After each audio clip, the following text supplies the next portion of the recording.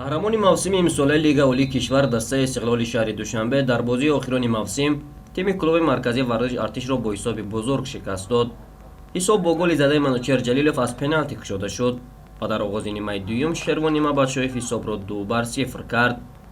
مونگبت الله از هیئت ارتشیات در دقیقه 74 با یک گل استقلالی ها جواب گفت.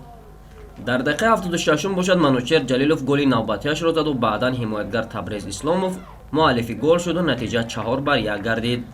نقطه آخر را باز منوچهر جلیلوف گذاشت و با گل 16 خود در روی خط نشاندنهای بهترین لیگ اولی دست نارس گردید. تیم کلوب مرکزی ورزش ارتش از ابتدای مرحله دوم مسابقه در موقع پنجم بود و تا انتها در همین موقع قرار گرفت. دسته استقلال در موسم آینده معرفی کشوری ما در لیگ قهرمانان آسیا خواهد بود. Как я могу сказать о закрытии сезона, вообще об этом сезоне? Где-то давались тяжелые игры. Это не скрываю, были тяжелые игры. Но в каждой игре, я еще раз говорю, выкладывались. И не только выкладывалась, допустим, команда, да, тренерский штаб, игроки.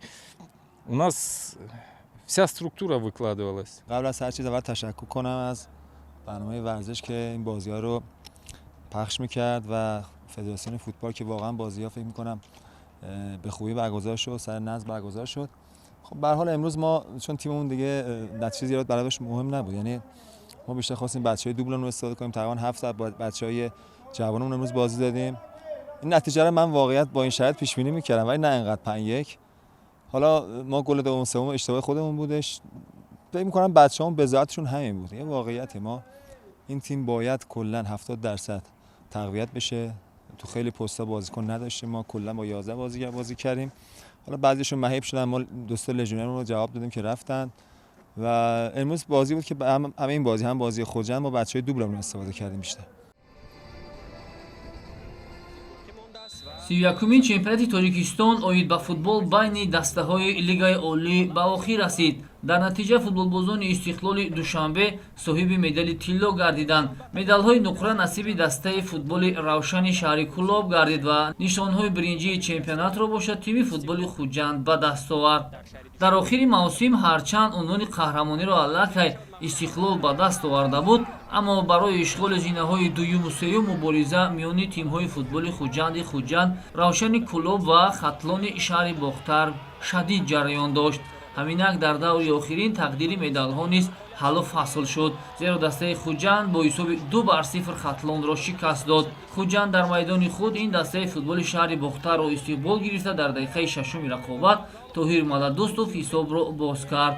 ин футболбозии тими Хуҷанд дар дақиқаи 16 дидор маротибаи дуюм тӯбро ба дарвозаи дастаи хатлон ворид намуда ҳамин тавр ғалабаи муҳими тимашро таъмин кард.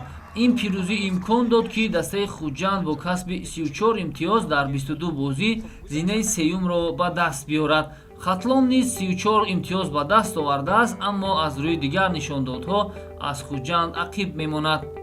бадин тартиб дастаи истиқлоли душанбе дар мавсими навбатии футбол Тоҷикистонро дар марҳилаи гурӯҳии лигаи қаҳрамонҳои конфедератсияи футболи Осиё намояндагӣ мекунад.